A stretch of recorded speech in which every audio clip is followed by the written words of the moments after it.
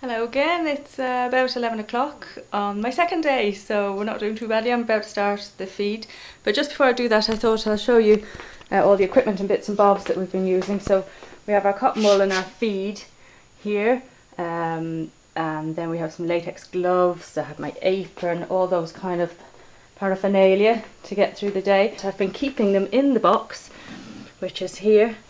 So they look very, very cosy, and actually I suppose because there's no cage size to it, they'll be nice and warm. Like they're waking up now because they know it's feed time. So I'm going to start the feed. Yeah, they've just had their last feed of day 2, so it's just 11 p.m. at night. They're all guzzling it down really well. They're all snuggling back up to go to sleep now. I don't know whether you can see that properly.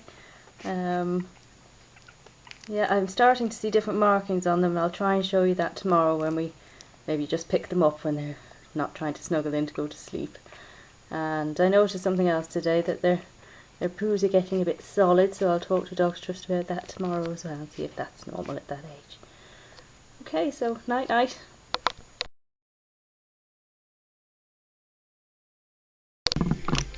Here we are at sort of the midday-ish feed, and we've just finished that. So the girls are ready to go back to bed. They're already still sort of snuggling in together. I'm going to pop them back into the rabbit box, as we're calling it, and I have the hot water bottles in there ready for them. But I just wanted to show you, I started to notice some differences in them. So if you can see on this girl here, she has some white patches on her chest. So you could maybe call her Patch or Patricia, if that's a bit too not feminine enough. So we're going to pop her back in. She can be the first into the heat. And then, of course, we have the little brown girl. And my daughter thinks she looks like Cujo. Now, not the Stephen King one. Apparently there's one that the Joker gave to Harley Quinn in a story. So we could call her Cudge, just so that I can tell them apart when I'm talking to you. So she can go back in and have her nap until the next feed. And then we have these two girls. Let's see. Come on, girls. Come on. Now, there's not a lot I can find. All I can find is a slight difference in eyebrows. I think that this little miss here has slightly less defined eyebrows. They're much lighter than the other two black dogs. So perhaps we can call her Eyebrows, or Iris maybe. So it's less strange. So she can go back to bed. And then we have our last puppy. We have our last puppy here, who I can't find anything that distinguished on her.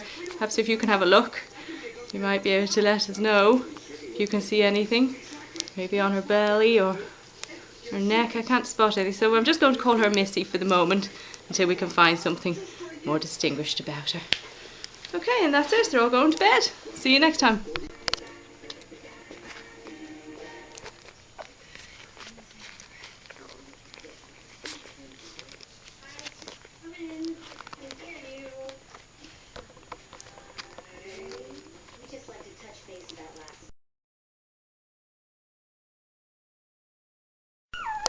Okay, here we are again, 3 o'clock in the morning.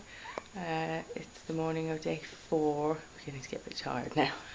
But I'm looking forward to a huge nap after the morning feed at about 7 a.m. because it's Sunday tomorrow. I just wanted to show you what happens when we open up the blanket. You can start to hear them now.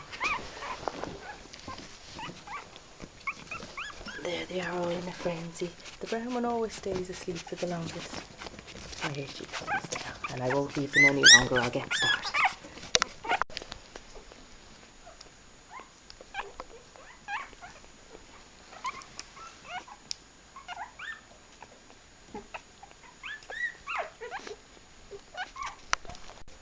Now, 4 full bellies.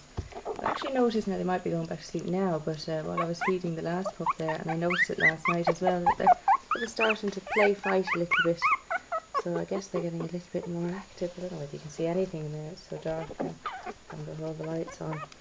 I think they're actually just snuggling again now. I'll try and catch it for you tomorrow. Night night.